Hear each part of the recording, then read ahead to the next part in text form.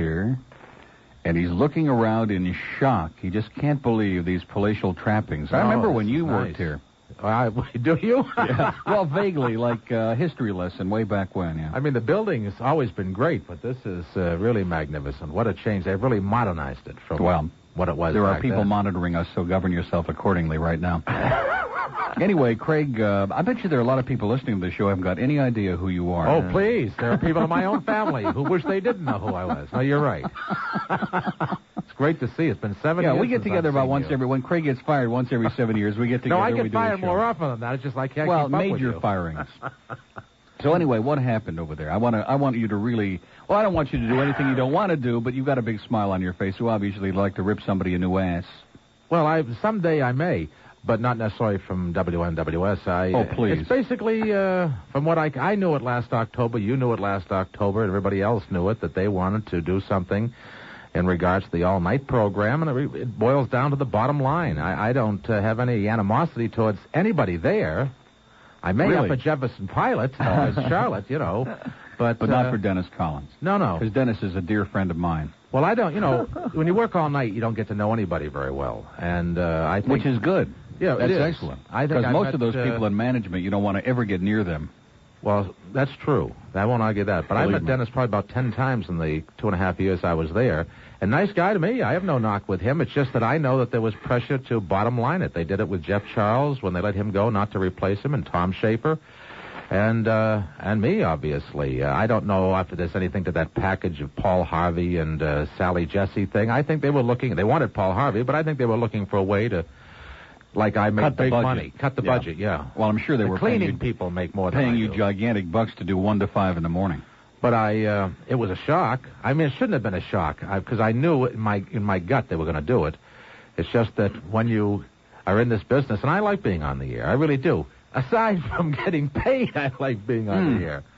And I keep wait a minute. Now, I'm sure that the people here would be delighted to have you come in if you do work for nothing. The way I have been doing that for many years. I mean, I knew you when you made $275 a week. $225 in the beginning. Let's not get carried away. Then I got my big raise. Sid looked at me with that smile. We've got some money for you. Yeah. And I remember that Ucola had to go to the bank and make a huge withdrawal just to cover those paychecks. You remember the day I told you I was in... You remember this story? See, Craig and I can just do the next 4 hours. We don't care about the audience because we worked together when I came to this market at WKAT in 76 and 77, and Craig used to do noon to 3, and I did 3 to 6 for big bucks. I mean, gigantic money. I was making $225 a week and all the crap that I could take from the sales department. That was the Jewish station. Stop being so Jewish. It's the Jewish station. That was the last time I made more money than you did. What was his name? What was the guy the tall... thin guy who used to pop all the pills all the time, the salesman with the glasses. Oh, he passed away, yeah. Did he really? Yeah. Well, when you pop that many pills, sooner or later. Well, that's good. That's just as well. But anyway, and of course, Bob Allen was the sales manager who's been bounced around here and there. He used to throw that little basketball all day in the hoop, and that was his... But he's happy. Notre Dame took it all this year. Yeah. Well, good luck to you, Bob. But anyway, we had this one salesman. His name was Mark something. Let's leave it at that, Mark. And he always used to come in... We got this bad reputation, the Jewish station, the South Beach station. Stop being so Jewish. You got these rabbis coming out of... And then he would bring in spots for, like, the famous... Remember, we had nothing but Jewish spots anyway, because KAT was basically the old Yenta South Beach station. But anyway, so Craig was doing noon to 3, I did 3 to 6, and then Sid gave us a break of a lifetime. He came to us one day and he said, this is a great story. He said, I want to put Craig on 10 to 2 and Neil 2 to 6. He expanded our shows. No more money. No money. But it was like, he was doing talent fee. We never got a nickel for No, we did live spots for free. Yeah. Now, we did get free meals now and then. Do you remember when we went to the famous with Ernie Sloan? Yeah. Oh, these names are coming back to me now. And, of course, my board op at that time was John Harper, which I think is rather ironic. I mentioned this yesterday, that somebody who used to be your board op fired you. Now, that has got to be. I mean, John's a nice kid, not too much upstairs. I've been fired by everybody, so what the hell? But that's got to be... You fired me once, as a matter of fact. No, I did not. Oh, yes, you did. You don't remember. At WNWS? Yeah, the first time, in 1982, you hired me when you were program director. Oh, I remember that, but I didn't do the firing. And then when you came back from vacation the first time, your producer called me and said that I was invited not to come back. I didn't do that. Lou Crone did that. Oh, did Lou do it then? Because they blamed it on you at that time. Did they? Yeah. Oh, my God. What a bunch of douchebags over there, you know? Can I tell you a quick story? This is funny because you just used the word. In radio, most of us aren't recognized that quickly out on the street. Once in a while, they recognize your voice or something, right? You know that. The other day, about 2 weeks ago, when you do all nights, you're really kind of back on the back burner. I was in a Winn-Dixie talking to a cashier, and a guy who's a bag boy, about 19, came up to me and said, I know you. And I'm feeling very stroked. I feel great. My ego is lifted. 19-year-old guy knows me. He said, you're on radio. I said, yeah, you're right. He said, you do a talk show. And I said, damn it all, you're right. I'm thinking, my God, this is unbelievable. He said, I listen to you all the time. I have one complaint. I said, what's that? He said, you say douchebag too often. I said, you son of a... You know, honest to God, you get a little Happy 12th anniversary, Neil. Yeah, I'm a bag boy. My name's Jason. Okay, I don't know. I just had to drop that in. Glad you got him in. Good to see you, too, Glenn. I'm sorry. Yeah, that's okay. Well, he's taking the day off today. I mean, we don't really need him. See you later. It's nice to see you. I would have sworn I was never going to get here this morning. That was the worst mess I've ever seen in my life. I left at 8:15, and obviously I'm late getting here. God. Were you listening to Ranieri at all? Yes. Did you hear Bill Mazer? Yeah. Now, you know who Bill Mazer is. I caught the name just at the end, and I was hoping he'd talk a little more to the guy. I don't know him like you know him because you come up in that neck of the woods. Well, I get the feeling that Mike, has lived a sheltered life. Like Mike has been in Cleveland, in Jacksonville, and here, and basically he's never been allowed out. Like maybe his wife keeps him in a cage or something. Right. Because he just, I don't know, he just doesn't seem to know who any of these people are, which is just as well. It's not a knock, Mike. Don't get all upset, because I know you're, having a nervous breakdown. He's had a rough week. I mean, the technical thing yesterday. Oh, I don't know about that. He had somebody on the Marty cutting in and out. Somebody had a unit, where they... a cranker. A crank idiot out there was cutting in and out, making all kinds of caustic comments. Anyway, what amazes me about all these stories you guys are telling are they're the old KAT building you're talking Nobody about. remembers that. And the old WNWS I'll never forget building. the day. I'll never forget the day that Larry Kent had your good friend Larry Kent had Sid Levin on Wins on a Saturday, and I was doing 10 to 2, and Larry was doing 2 to 6, so he followed me, and he asked me to stick around because naturally, I worked for Sid, right, Sure. And we were reminiscing just like we're doing now. And look at the phone. See, there'd be nobody that will want to talk to you. And usually by now they're all lit up. Friends. And anyway, so we started going to the calls, and Larry's 0707. He's giving those numbers out as he does so well, like nobody else can do. And there's like just a flickering here and there, a couple of calls. Hello, Mr. Levin. And they're talking about people that even I didn't remember. I mean, people who died like before Eucola Katzenstein was born. And it was grim. I just By the way, mentioned that Larry up front. Kent is one of your biggest fans. Is he really? Well, we talk about him all the time. He's a giant in this industry. He really is. He's a monster in the business. All the time, especially when you're on early in the morning. A little more difficult Really? during... I haven't seen Larry in ages. Has he put on some weight? No, he really looks good. He's taken off. Really? He really has. You've taken off. We're all I've getting gained slim. a ton. I had Not taken since off, I saw you the last time. You look used great. to be as big as a house, and I was Well, as let's big not rub it as in. an apartment complex. Well, we've shared a lot of food over the years. Yes. Back in time. Yeah, so we did get some of those free meals. Anyway, we went to the Famous, was a sponsor of ours, and the same salesman with the glasses, may he rest in peace, that was his account. And we went with Ernie Sloan behind the velvet rope. Yeah. And, God, did they feed us. Yeah, Do you remember they that? did. They had buckets of matzo balls and kreplach, and we just picked The Old out. Famous really Those were had the great days. That food. was a great place. Really had super food. When the Famous closed, that was like the death knell for this town. That was like the end of the whole town. It was kind of, and Neil's on Alton Road. Yeah, absolutely. I was thinking of that the other night. I was at the boat Neil's show was the a other good day, place and on I like Alton Road. Neil's, and that's long gone. Yeah. We remember in the Turf Pub.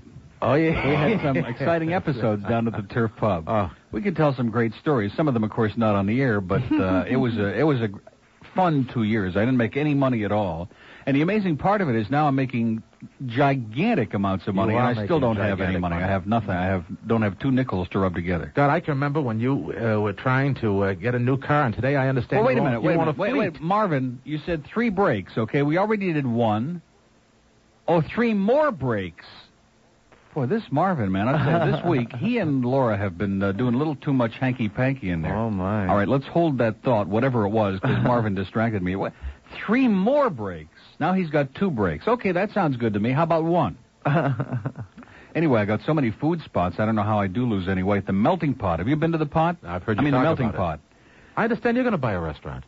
1028 at WIOD. Now, if you don't know who Craig Worthing is, let me just put it this way. Craig is a walking role model for why you should never get into this business. You've heard me many times tell these people, don't get into the business. Now, you got a mobile already who wants to speak to you. Hello. Hello.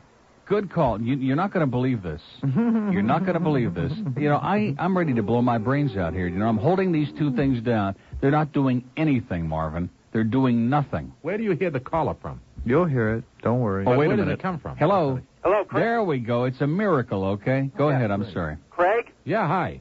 You know, this is Joe, and I'm only going to identify myself. I'm the guy that sweats when I eat Chinese food.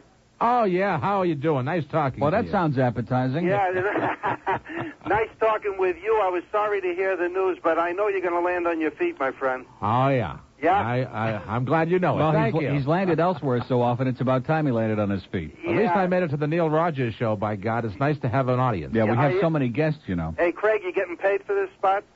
I got free soda, by We God. got lunch coming. Pizza Loft's bringing lunch. Hey, listen. We'll bring him in every day and feed him if that's what it takes. We'll bring Stan, Sonny Fox, all the unemployed radio people in here.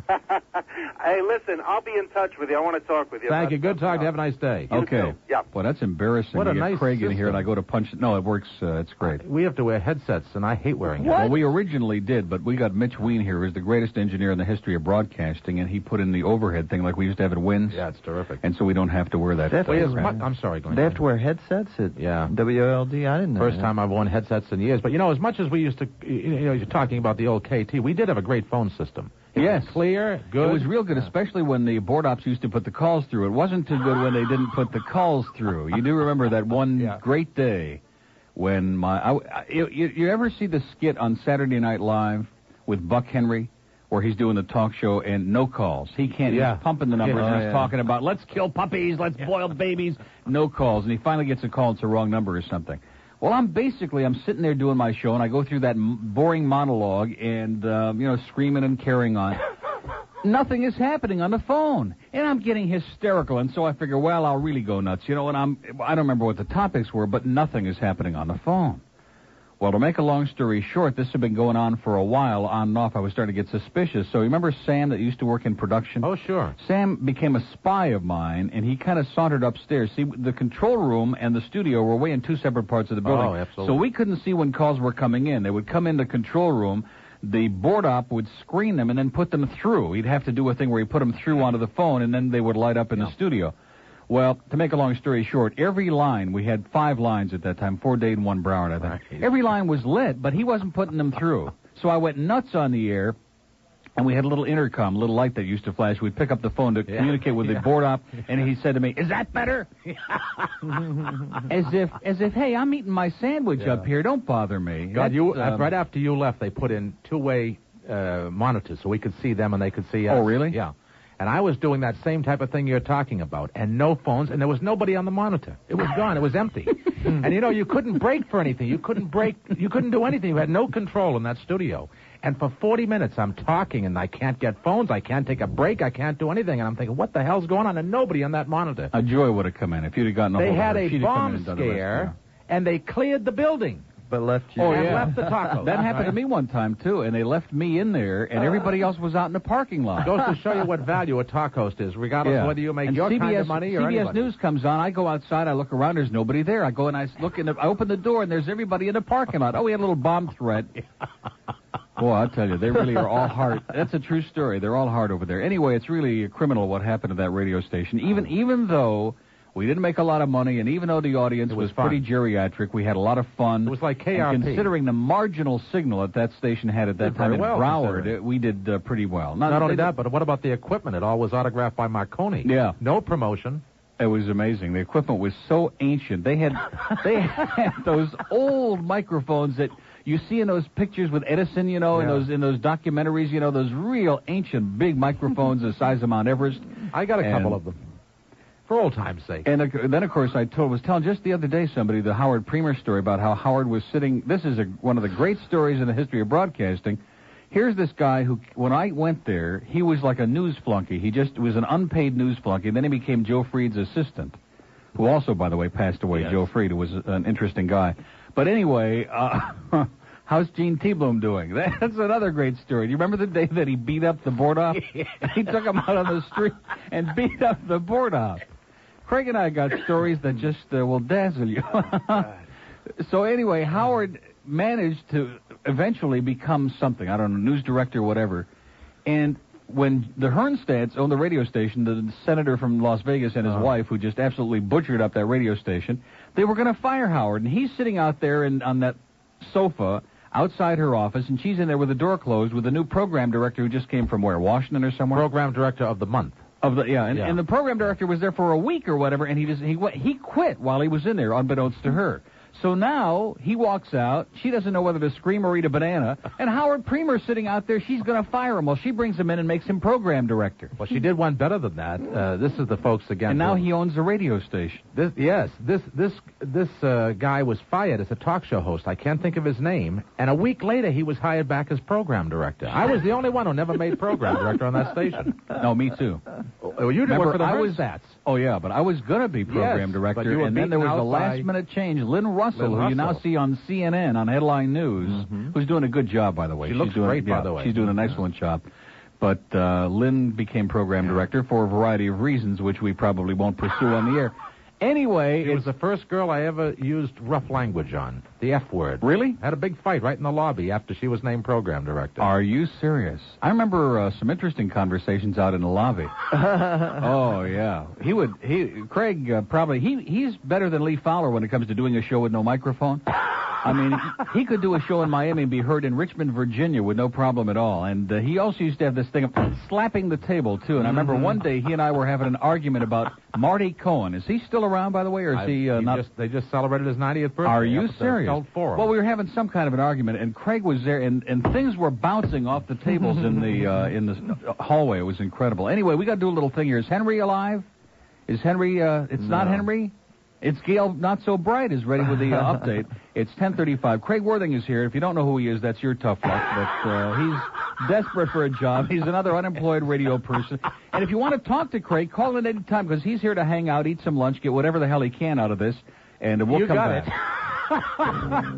10:39. Craig was just telling me about Lee Fowler and how Lee copies everything that we do on the show. But there's one thing. I kid him all the time. I don't think he's got this yet. But he could. I understand he's working on it. Oh, Inside Edition on Channel 7, 7 to 7:30 tomorrow night on Channel 7. They're going to do a little slice job on me, so we'll be looking forward to that. Oh, really? No, I don't know. Supposedly it's going to be a positive piece, but it never winds up being positive. You remember the great thing in Tropic Magazine they did on me and Mark Fisher? I know, and I wrote the letter, and you figured that I was out to gun you, but my only point was that I said I wrote him a personal letter. Oh, that's right. You wrote a letter. I always knew there was a reason I didn't like Craig. Yeah, he wrote me a letter saying what a great piece Mark Fisher did in the Herald. But I wrote to this guy a personal letter because everybody was talking about it in town, obviously, and I said, anytime you want to take Neil's name out of it and leave the same column, put me in, I don't mind, because I'm from the old school that good spell news or bad news, spell my name right and give me the PR, that's all.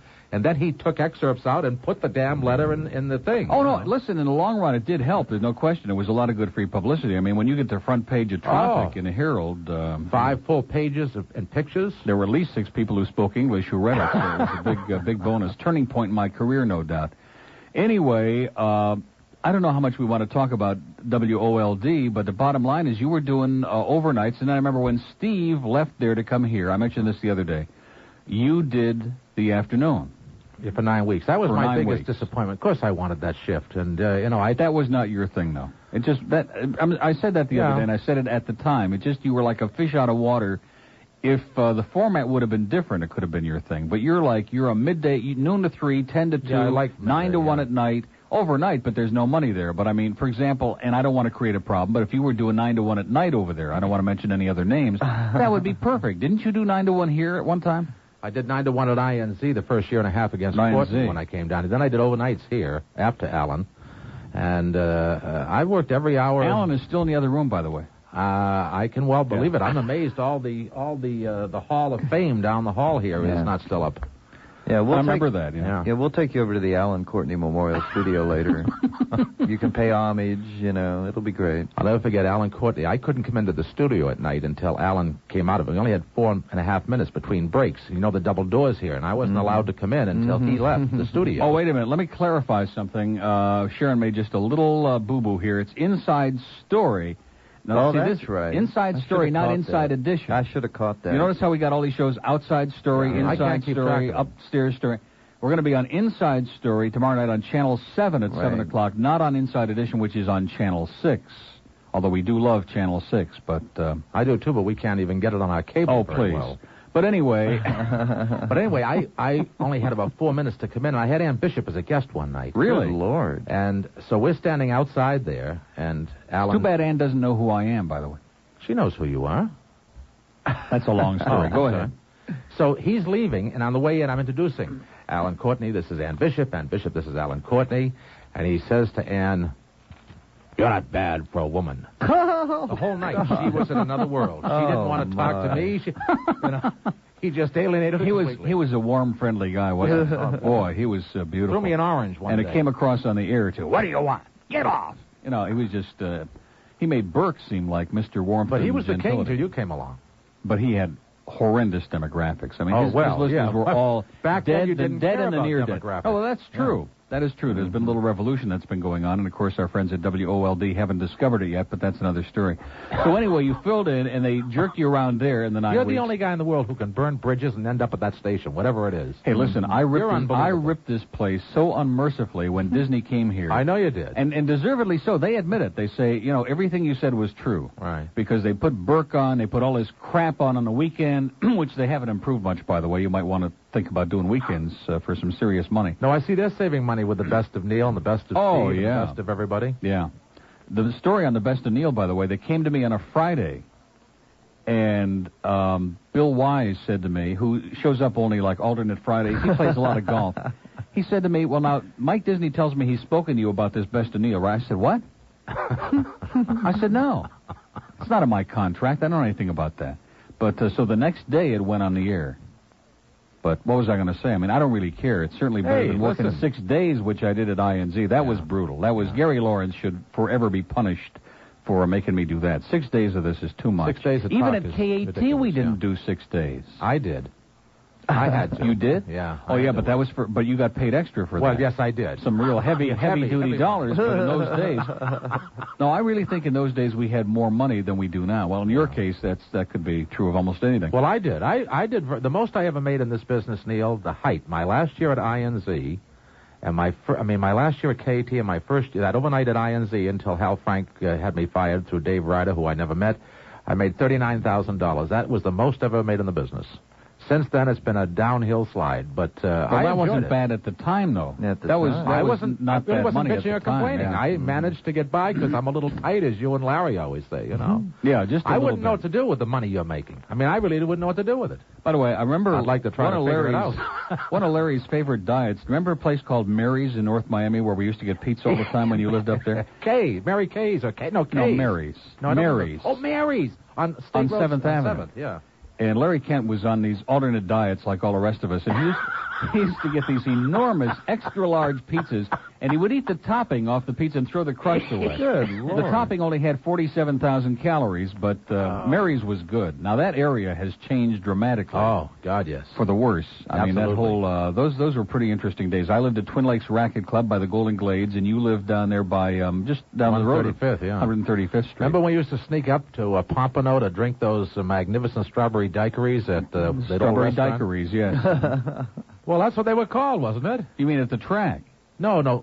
We went to the track with you, but no, 1 potato, 2 potato, or 3 potato. Oh, yeah. Boy, that's really going back. They used to have great strawberry daiquiris. Why does he keep saying daiquiris? That's what the word is. Daiquiris. No. I hate that. In Boston, daiquiris. Is that an obscene word? It was so crowded. You can't say daiquiri. Why? That sounds like a place where Sally Jesse's doing her show today. She's got all her guests on from the daiquiri. That place was so God. crowded you had to wait at the bar for your table for so long. Yes. I got blasted. That was a there very one night good place. It was before great. dinner. It's They not went out there of business. anymore, No, right? they went out of business. All the good places went out. I But mean, that- we got some good places That other now, place but... you had as a sponsor, the health food place, the Unicorn, they made a great drink. Have you Well, ever they're had that still around. appleberry? Unicorn is doing great. Oh, I was over In the fact, other day. allegedly, and Terry's been promising me this for a long time, they're supposed to be opening one up in Plantation, Oh, really? which would do so well Yeah. because Plantation's got a dearth of restaurants. Man, we don't have anything. Now, you live... I don't understand this. How did you come to live in Boca? Well, yeah, Because that's not Boca easy. is so far from anywhere. It You is. had to be burning up all your gas money just going to work every night. I had a very short television career on Channel 39, and so I was looking for a midway point so everybody in the family could get to their jobs. Somebody working in West Palm, and I was working in Hollywood, and Boca happened to be the middle point. And I said, I can't afford Boca, but I found a little groveling area, you know, where they have a squatter's rights, and I got into what they call a townhouse, or I call a duplex. And that's where I am. It's cheap. It was cheap at the time to get it. Cheaper there to live than to live in Dade County of Broward. And it was middle. Then I got fired 2 weeks later at Channel 39. As I look at him, these different stories keep coming back to mind because we really had a lot of fun during, especially the KAT days. And we had a sponsor called the Cock and Bull Restaurant. Oh, Do you remember? Yeah, the one with the big cock on the roof and the little bull. I remember that one. Yeah. Yeah, I sure remember that one. I got in trouble on that one. Yeah. I bet. So anyway, now what was the guy's name? Saul Tasker, and what was his son who God, had I the one in should know that. Hialeah? Yeah. I don't remember his I don't name. They remember. were really nice people, They and really the food were. was very good. It wasn't a... Pretty good. It was pretty good. No, I mean, for what it wasn't a fancy gourmet restaurant, Right. but it was a working man's restaurant. Exactly. Yeah. We ate for free, and I always But loved those he free had ones. this guy, in fact, now it just comes back to mind, Bill DeShara, who was on Wichner all the time Yeah. playing music and playing his guitar, and Chubby would call, "Oh, Jer, that's so..." And I'll never forget, he was telling us this story about how he was doing his Elvis imitation, Bill DeShara, and how the whole crowd would look at him and say, "Elvis, it's Elvis." It just struck me. And this guy sounded like Elvis about as much as... Remember the guy that sat in for Ranieri, those clowns on that Friday? Yeah. And they were all doing voices. They were doing imitations, and they were all using their own voices. Right. It would be like my saying, "Okay, here's Lana Turner. Hi, everybody. How you doing?" And that was how much he sounded like Elvis. The other greatest story, when you were probably the worst crying fit in the history of mankind, you were doing a spot, some live spot. You were on, and I was in the studio. KAT, yeah. At KAT, and they had these huge drapes, okay, these big red velvet plush drapes, and there was a bird bath outside. Yeah. And you'd stand in the window and watch the bird bath. That'd be one of the most exciting things that would happen there. And you were doing a spot, one of these real geriatric things for some geriatric equipment supply place. And the line was something about... Well, you said arched heels or something Yeah, like that. right. I don't remember what it was. I don't but that remember was the the line. word that started it. But you started laughing. And I started laughing to the point where I was shaking, and I was holding onto the drapes to keep from falling on the floor. I was laughing so hard.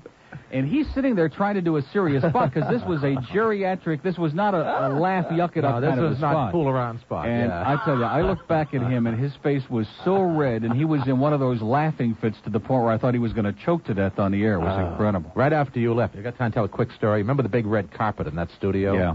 I had Glenn Rinker and Ann Bishop on as guests. And I had about 4 spots backed up to do live, back on one on top of another. And so I shouldn't tell it. Ann Bishop laid spread eagle out on the floor out there.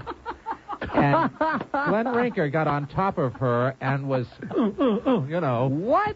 It was the truth. And she leaned out from under it. She said, "Could you picture Ralph Renick doing this?" And I just broke up, Oh, and it was my all over. God. Are It was you all over. serious? Now that's Yeah. a story. I'll never That forget is an that. incredible story. Too bad Ann Yeah. doesn't know who I am. Anyway, okay, it's 11:05 at WIOD. Lee Fowler says he would love to call, but is prohibited by WJNO management. And we know that Jeff Charles is leaving for WPRO in Providence, Rhode Island, and we wish him well. He don't buy a house, Jeff. That's all I can tell you. He changes jobs more often than some people change underwear, doesn't he? Him and Ed Till.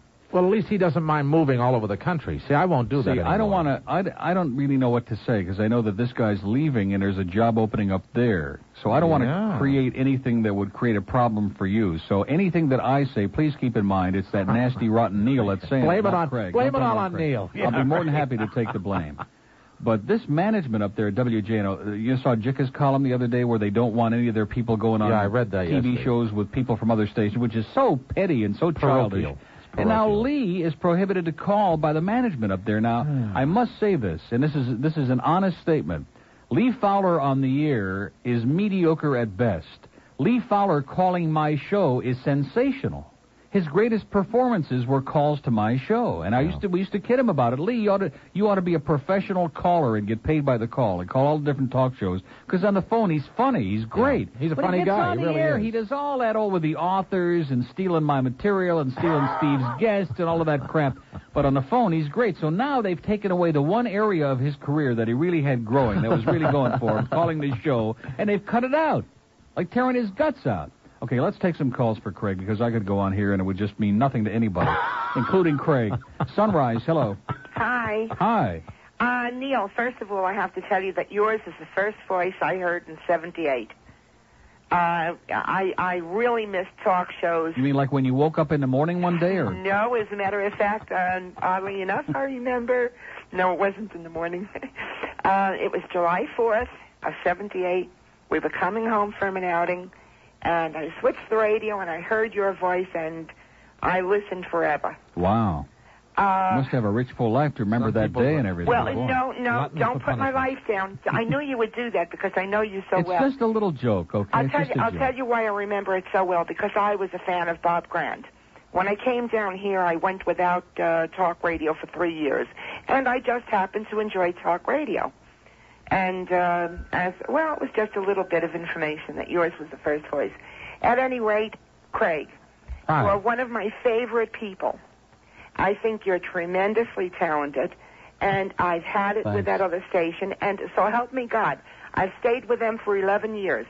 And last night was the first time I refused to turn it on, and I won't. Well, I appreciate that, ma'am, but let's face it, we're all fickle, including myself, and we all get disappointed to be at radio stations or television stations, but you don't give up stations because of the move. I do. You know, Yes, I Well, will. no, see, maybe you do, but you're a rare exception, because generally what happens is all those loyal people that love you and they would just go crazy if you left, the new voice comes on Monday after you've been canned on Friday, and the new voice comes on and does 20 minutes and goes to the first call, and the caller says, "Oh, you're a breath of fresh air." That's the favorite line in this town, no matter who it is. It could be a giraffe, okay, making guttural sounds. And a breath of fresh air. Yeah. Well, I'm afraid I'm not like that, and let me explain why I feel as I do.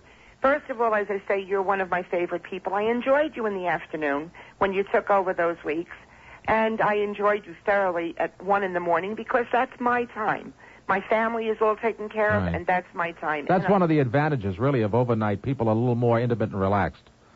Absolutely. We're not all geriatric out there. I'm young. No, that's true. That's another myth that people have. Now, again, I'm sure if you could break down and see it on paper, it probably would show heavily.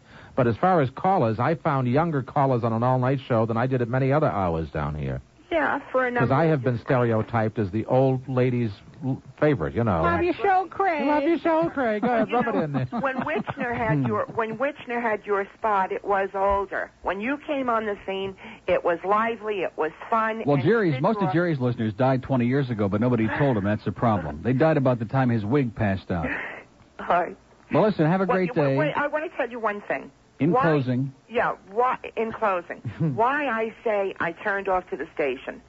It's not simply because they fired Craig, or that you left, or Kane left, or Lee Fowler. Well, wait a minute. Wait, hold it. I never worked for this outfit, thank God. I never worked for Jefferson Pilot. No, you didn't. I got out 2 owners ago, and I can assure you I never will work for Jefferson Pilot because they don't want to pay anybody anything. You happen to be right, Neil, because they really don't know what they're doing and they should sell. But at any rate, the reason I am never going to listen again is because they have made it very plain and clear that they don't give a damn about the listeners. We didn't want Craig to leave. We didn't want Kane to leave. I personally... Wait a minute, ma'am. I've got to interrupt here, and I appreciate your loyalty, but at the same time, I don't believe management of local radio stations down here, any of them really give a damn about the listener. They care about the bottom line. And that's what the corporation cares about. And Well- they're no different than this station or any other station. Well, maybe so. I mean, I'm Maybe not thrilled with that either, but Let that's me the say fair this to you, fact. though. If they didn't have the FM, if they didn't have life with those humongous numbers of people listening in elevators and dentist offices, if they didn't have that, they might as well shut the AM off at this point, based on what I understand. Now, that could be wrong, but I don't think so. Is that a if sign they- that I'm old? Because I listen to that once in a If while, they too. don't- Yes. Mm-hmm. Well, listen, have a wonderful life.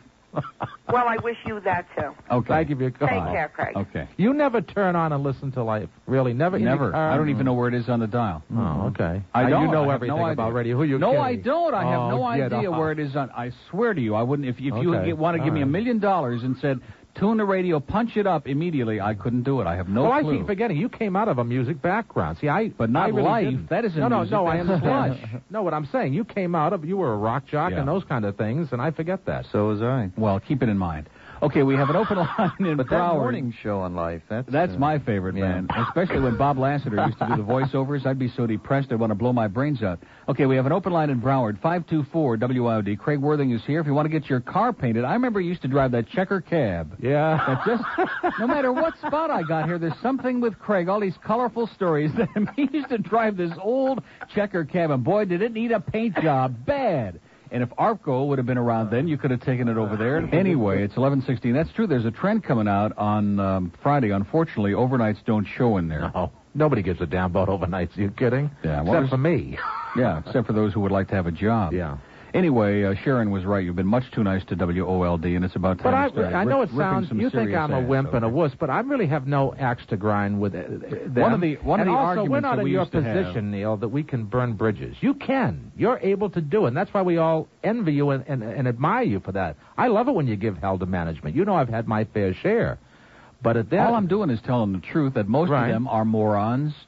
Most of them are subhuman douchebags who treat us like garbage, like chattel. They, just Right. use you like well, we are cattle, let's face it. Exactly. And most of them don't have any talent. See, that's the thing I resent Because they come the out of most. sales. Most of them are just glorified salespeople who can't do anything else in a business, and then they become in management. I never forget Stanley Cohen at WINZ. I used to have some of the most frustrating conversations with Stanley J. Cohen, who, again, was a sales manager who all of a sudden, when Hal Frank left, he just inherited becoming general manager. Right.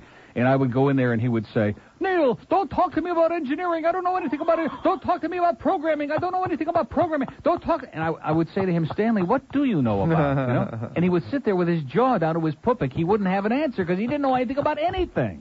He was a nice guy, but he knew nothing about nothing. And he was my boss. Yeah. Now, the Well. people here, I will say this. I mean, I rip them a lot and I kid with them, but seriously, the people here, other than being brain defective, they're tremendous. They're really incredible. I don't think they know anything, but they're very nice people, which is amazing. The only other, now, you and I used to argue about Sid Levin, because I love like him. Sid, wait a minute. You like him, too. I like him personally. Yeah. It pains me deeply. I don't know why. Well, not deeply, like about this thing. But it bugs me that this man has never, ever made a phone call, never dropped me a line. I mean, he was my first general manager in this market. Now, I had him on my show a couple times when he was shilling for the governor. Remember, he had a Right. couple of those posh political jobs that he's so famous for. And I had him on a show a couple of times.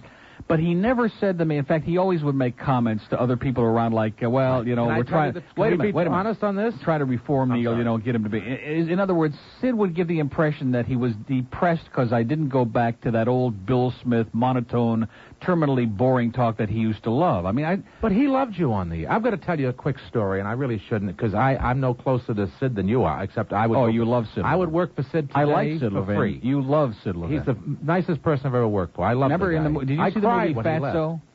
No, I With didn't Dom see DeLuise. Fatso. And there's one Yes, scene where his brother yes. he says, I like bread. You love bread. Yeah. I like bread. Yeah. You love Sid I Levin. love him. I like Sid I Levin. really do love him. A lot. He's a nice guy. But Not he really totally did, out of his he realm really in his used business. to love you on the air. The only time he got upset with you was after you left. You went to NWS.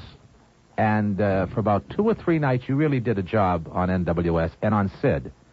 And one afternoon, I was still at KT, obviously. One afternoon, I was going into the studio, and he was steaming in his office right off the studio there. And I said, what's the matter? And he said, I can't understand him. I let him do what he wanted. I liked him. He knows I liked him. And why is he crapping on me like that? He really was upset that you'd crapped on him, because he really liked you. The only I'm things telling I you. talked about was the fact, remember with the, was it Metro Rail?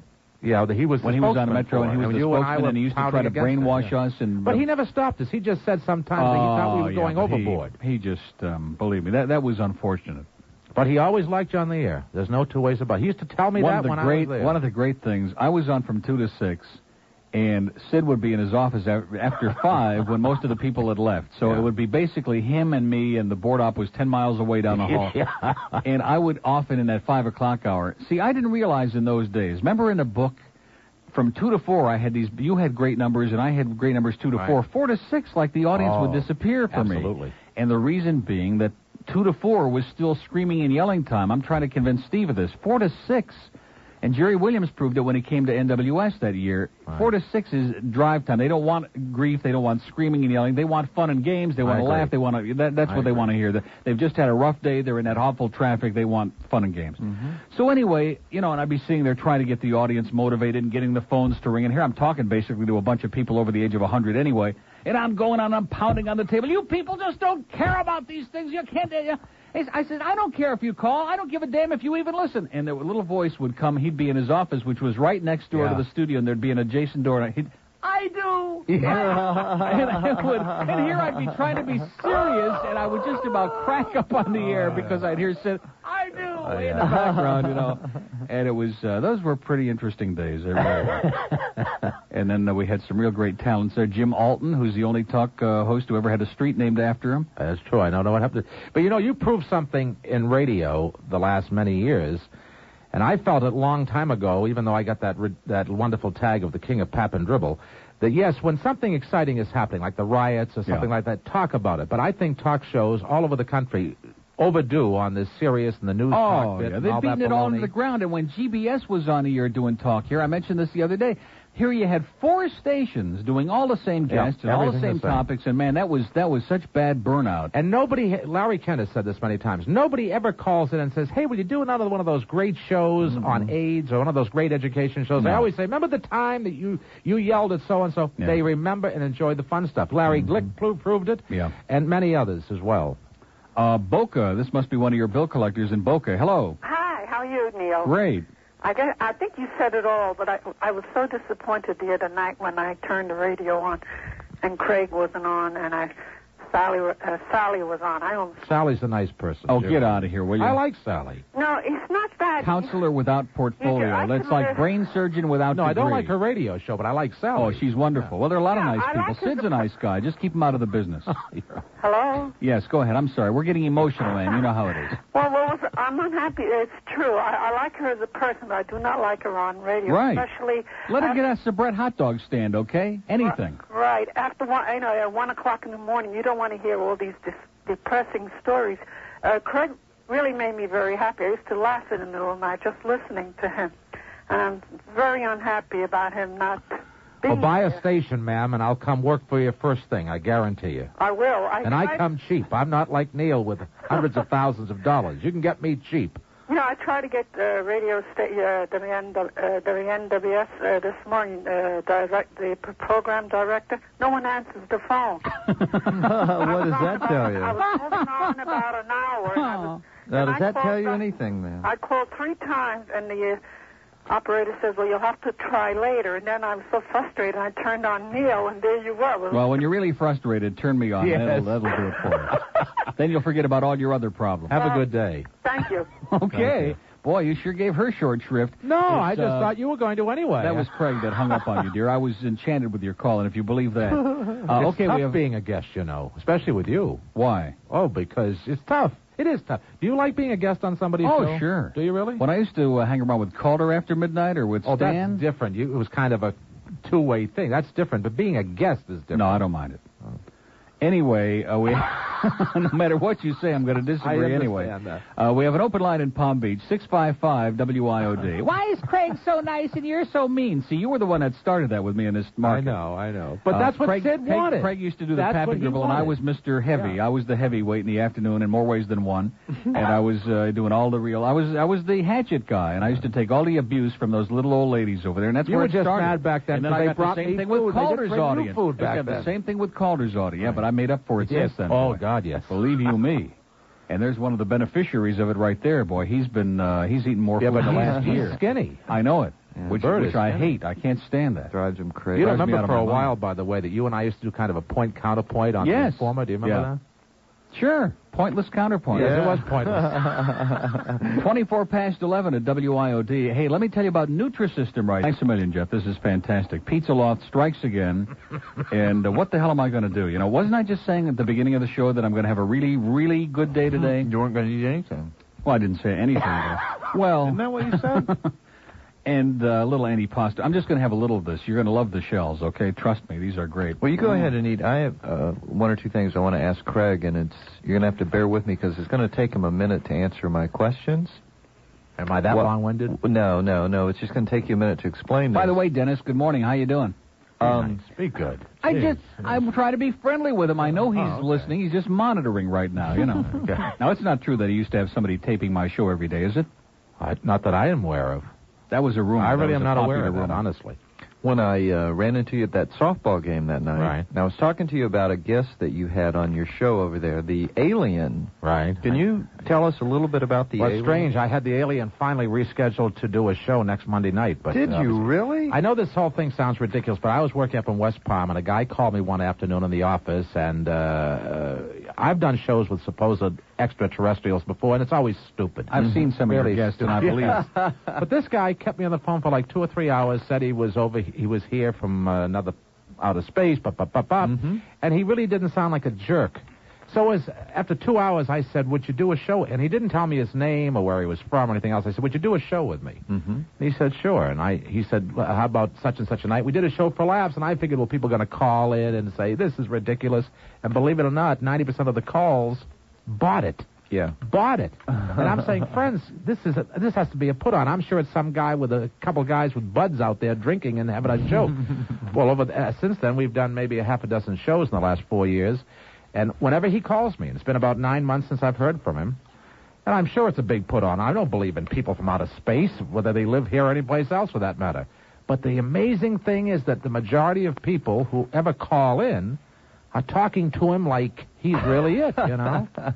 And when I told you that night that I just couldn't give you the name because I didn't have the name and number, the next time I'd talk to him, I'd see if he wanted to do it. And that was the extent of it. You know? He was always on the phone. He would you couldn't call him. Couldn't call him. You. Never came. I couldn't get him in this station. Never came in this station. No. And he's never, you figure after 4 years he's looking for something. He's something behind all this.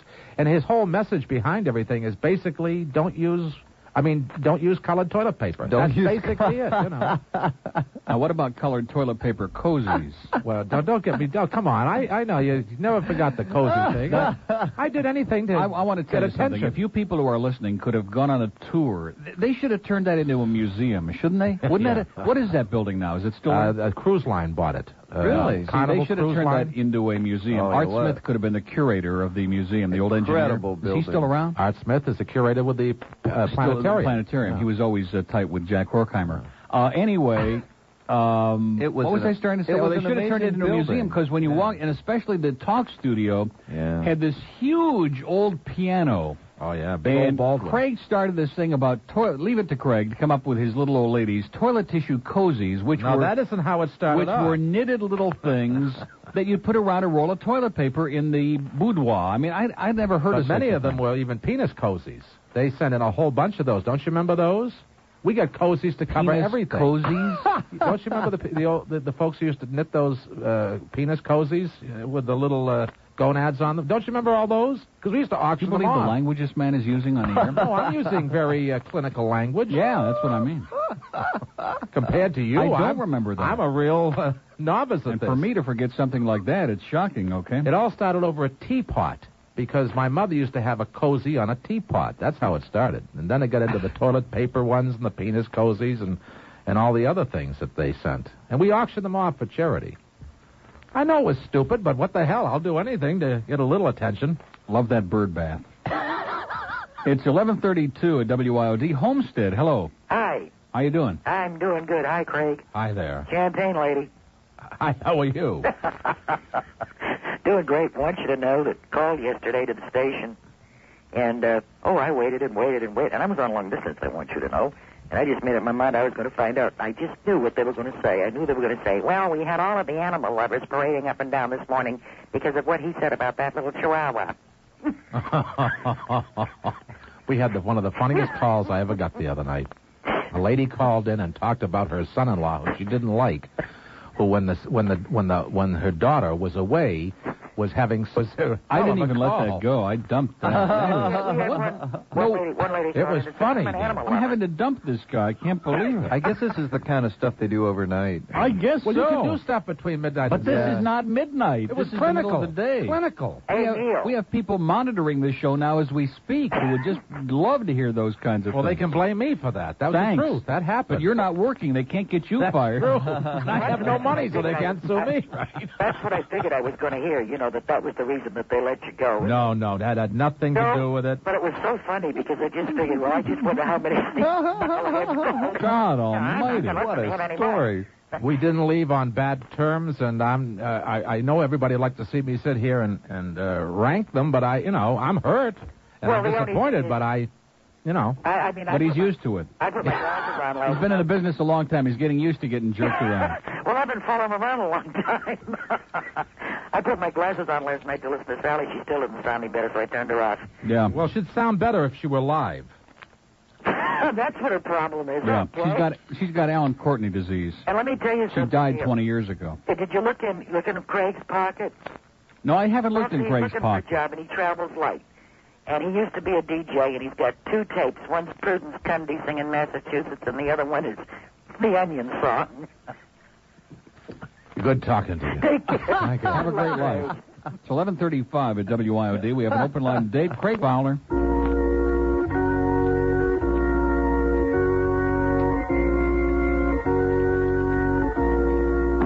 Okay, Lee. Have a wonderful show. It's 21 till noon. I beg your pardon? You play your own stuff? Yeah. Oh, that's great. I've been doing it for years. Anyway, no, I mean you control everything. Yes. Oh, that's great. Not the spots. The spots are in there, but like all this other nonsense we have over here. That's nice. Yes, it is. Anyway, here's Fort Lauderdale. Hello. Hi. Hi. Hi, Craig. Hi. I called the station too. Thank you. I found out you weren't guess. there. And I asked about speaking. Boy, did he clean out that shelves or what? Well, this man is eating like it's the Last Supper, man. A free take. And they put me on hold, and then I called back and asked for someone in production. And I told them, just what I'll tell you, we've got 40 people at work that listen to you for the whole 4 hours, and we've all switched. Where the hell were you WIOD. when I was dying for a phone call at 4:30 in the morning? Well, we can't get away from work. I understand. To call, but we do listen, and we've all switched to WIOD, and that's how I knew you were going to be on. Well, thank God for that. Are you listening, Dennis? Did you hear that? I'm sure you're all listening over here before. I appreciate it, but what can they say when you call? Because again, it was a decision that I don't believe that they really wanted to make, but they were forced to make. I'm just waiting for you to pop up somewhere again. You're waiting. He'll pop up. Trust me. My children are waiting. They're up at Kmart waiting. I'm waiting to hear Neil do my imitation because they say he does me better than I do me. Oh, which obviously he's working. Well, you're a breath of fresh air. Oh, shut up. Get out of here. And I've turned my station, and it's not going back on WNWS. Well, congratulations. Talk shows. Don't do that. Have a good day. Thank you. Thank you. I can't tell you. I finally did hear you. You know how I finally heard you? Somebody called the show one night about, a year and a half, 2 years ago, and played you imitating me. Because my daughter used to say, "Oh, Daddy, you got to hear him when he does it. He sounds better than you." And Larry used to tell me, and everybody used to tell me, and I never heard you do it. I heard a request for it. I heard. I used to hear Greg Budell and the other fellow. I'm sorry, I forgot his name. Donald. Yeah, do it. But everybody heard Donald's not on there anymore. Oh, really? They used to do imitations of you. Don Agony, is that his name? I'm sorry. That's his name, all right. He's not there anymore? Not on the air. Not on the air. They had like a falling out, I guess. A tip. Boy, those new billboards. Well, Greg just got married, so Donald's did he? yeah. No kidding. Again. I wish him well. Well, so do we. It's 19 till noon at WIOD. Craig Worthing is you here. Don't say Steve that has, sincerely. Let me say this. Greg Budell is one of those enigmas. In other words, you can't figure him out. In other words, you can't stay mad at him. No, he's a nice guy. I can't stay mad at him. He's had a lot of problems, and he still keeps bouncing back, But at the same time, he's like Peck's bad boy, And every now and then he'll turn on you on the air. Like when I was out in the morning, See, if you remember when I was doing middays on Winds, it was the most incredible thing I've ever seen. I had all these FM people not only calling in, but they were doing bits for us, sending us material. It was great. Like, you're legendary, man, but you're on AM, see, so you're not a threat. Yeah. As soon as we went on Zeta, all of a sudden they're ripping me, man. And, of course, I rip them right back, like Joey and Greg, and even Tanner was a little hysterical there for a while. And now that I'm back on AM, it's just the opposite again. See, I'm not a threat. Right. Because I was beating the crap out of all of them in the morning, and they weren't too happy about it. You sure did. And that's short time. I mean, what if you'd stayed on FM a little longer? Oh, by the way, I forgot to mention, we had Joey on here a week or two ago, so we've had Stan. See, we have Tom Jicka, who reviews radio and TV, and our only other guests are unemployed radio people. Those are the ground rules for the guests on his show. Johnny Dark. Yeah, Johnny Dark stops in now and then. Plenty. You love Johnny Dark. I remember Johnny Dark as I grew up as a kid. Okay, I like Johnny Dark. He loves he does love Johnny Dark. I hear him talking about Come on, Johnny and I, we used to work together back in the 60s, Craig, in Sarasota. I've known Johnny longer than How old are you? 40. Are you? Okay. Yeah. I've known Johnny for, 22 years or something, you know. So, yeah, he's one of my best friends. By the way, how were phone calls overnight? What was the story on those? Really, they weren't bad. Well, I won't say we had all 8 lines lit up there. Well, we never had all 8 lines, but they were like 5. But, there were some mornings, 4:30 could be a little tough. But on the whole, they weren't bad. We got a mobile in Broward. Hello. Hello. Hi. Hi, is Craig there? I sure hope so. Hi, Craig, how you doing? I had an opportunity to meet you about a year ago on your traffic accident. On my traffic accident? Yeah. Were you a police officer? Yes, I was. Oh, then you were the guy who was nice to me because I was scared crapless. Yes, I remember you were hurt. You had some problems with your shoulder, and I wanted to give you a call in the past on your show when you were. Well, you were terrific to me. You were very good to me, and I appreciate that. Even though you gave me a ticket, and I deserved it. Well, yeah, I had no choice. I had to. I agree. Do that. I agree. Of course, my insurance shot right up through the sky on it, but that's my own damn fault. I wasn't paying attention, and zip, you know. I didn't. Somebody pointed out to me who you were after the fact. I didn't know at the time. Right. I didn't recognize the name. I just didn't put it together, and it was kind of amusing afterwards because I heard you talking about it on the station. Oh, I talk about everything. Well, most everything, within limits. Don't look at me like that, Neil. I see that little glimmer in his eyes there. What Don't push me, Craig. No, don't. I love you, Neil. What did you do with the ticket? Did you pay the fine? No, I'm sorry, sir. I'm sitting here a little in stuff. Go ahead. Did you skip out? Did you pay the fine, or did you just never? Did you skip out? Of course, I paid the fine. Oh, did you? $50 fine. I paid it. We would have put out a warrant for your arrest. Well, I'm ready now. Okay. You can arrest me now because I have no place particularly to go. But I thank you because you were good to me that day. Okay, then I just wanted to just give you a call. And, okay, great hearing from you. Good luck to you. Thanks. You. All right. 11:45 at WIOD. He's the first kid on the block, and he wakes up bright and early. And you know he's a little nutty. And you know he's a little squirrely.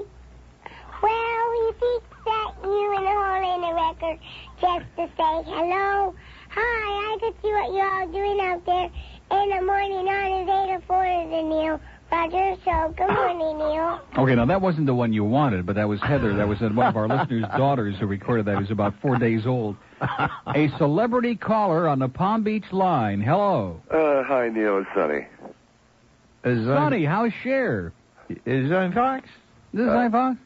Good doing that routinely. I'm getting over the flu. Oh, you don't sound too good, Sonny. No, I don't feel very good either. In fact, I'm trying to get out and do some agency work while my voice sounds like this. Yeah, real good. Oh. Maybe you can do some stuff for WOLD because you can't understand their signal anyway, so it doesn't make much difference. Really, I was trying to blend right in. Yeah. So how you doing, Sonny? Well, I'm not supposed to call, but to hell with it. Yeah, his management won't let him call.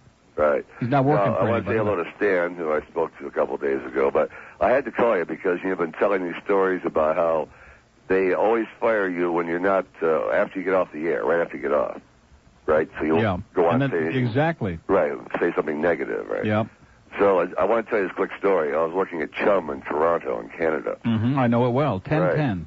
Worst 2 years of my career. And they have engineers up there. So you don't run the records or anything, you just talk. And they turn your microphone on and off. Well, I had resigned. I was about to go to San Diego at that time in 1972. And I even thought to myself at the time on the air, don't be hokey, don't be soapy, just to say thanks for listening, goodbye. The last break, the last show, I opened my mouth to say goodbye. They turned the microphone off. Oh, jeez. Are you serious? I'm dead serious. Which says a lot for that company, very corporate. But they were just scared to death I was going to come on for some reason. I don't think they understand that if you're a professional, why would you risk your career? Sure. Why would you want to jeopardize the whole rest of your career just for the sake of, Really, and that's why I found it rather fascinating with you guys, you and Glenn, doing those last few days at Zeta. I was waiting for them to, bust into the room. Well, the thing of it was, we were on for a couple of weeks, and we already knew, that we were parting company, and we were trying to do it in a real, quiet way and not let it out of the bag. And then Tim Williams, the GM over there, who's, a real brain surgeon, he tells the Herald that we're leaving and that we're having this, all this other crap. And now it's in the paper the next morning. I just about passed out. I couldn't believe it. On the front page of the local section. And what are we supposed to do? Right. Front page of the front section? Yes. Wow. Remember above the masthead. All the things that management can do to you while you're employed, and you've pretty much expressed all of them over the years, but that's the one thing that blows me away. Don't turn their mic on. They might, Yeah. What kind of credibility do they get? Well, it goes to show you. They think that we're as devious as they are. That's the problem. Good point. Anyway, I'm going to go back to bed. Okay, I hope you feel better. How's everything going, Sonny? Oh, you're going to see some great headlines very shortly. Good. Good. Okay. Excuse me, can I ask Sonny a question? You don't remember me. We met a few times at Easter Seal telethons when you were at Channel 6. Oh, yeah. I say that you once worked at QAM, and I'm told you never did. Did you or not? No. You never worked at QAM. No, I'm sorry. I didn't know. Craig wants to know that for his next trivia show that he's going to be doing. I could have sworn I heard him on QAM once many years ago. No, and I also, like I said, didn't host a kids show in New York. I know that. Good luck to you, buddy. Okay, Thank Soupy, you, have a great day. Bye. Bye. I met him the other day for the first time. I love He's a nice Soupy guy. Sales. Oh, Soupy? I think you meant Sonny Fox. No, I've met Sonny, but yeah, he's a Soupy nice was guy here too. in town. Yeah, But Soupy. I love Soupy. I used to just die. You remember that was old on the radio show, in that kid Detroit, show? and then he had a kid show in New York. Yeah. And it was not really a kid show. It was an adult college show. crowd. A kid show for adults. Yeah. And he always used to have, he had that, remember the day he did the show where the woman was, the postman, and it was a woman on the other side of the door, stark naked, which you didn't see. Yeah. But he did, and it was a live show, and he fell on the floor and was just rolling around and holding his sides. It was incredible. We used to gather at my apartment across from Emerson College it was a cult show for college crowd. It really was. And we're in the same You remember age the time group. he told all the kids to go to Mommy and Daddy's wallets and purses and get that funny green paper out? Right. And he got fired for that. Because they did. They sent in all kinds of money, the Uncle Soupy, no matter what he told them to do. Margate, hello. Margate, hi. Yes. Finally. Oh, it's like old time. Neil. Yeah. This is Jean from Pompano. How are you doing? For goodness sake, fine. And listen, Neil. Yeah. To you, I'm Jean from Pompano, but to Craig, I'm Jean, the poodle lady. Whatever. Yeah. Hi, Craig. Hi, how are you? Thank you for calling. What's that? Hi, how you doing? I'm having a good time. I know. I'm enjoying it. Going back to the time when you were both on WKAT and... Oh, yes. How could we forget? I'm telling you, going over everything. Because I've listened since that time. Mm-hmm. I thank you for your loyalty. You have yourself a good day, kid. Okay, thank you, Gene. Craig just said goodbye to you.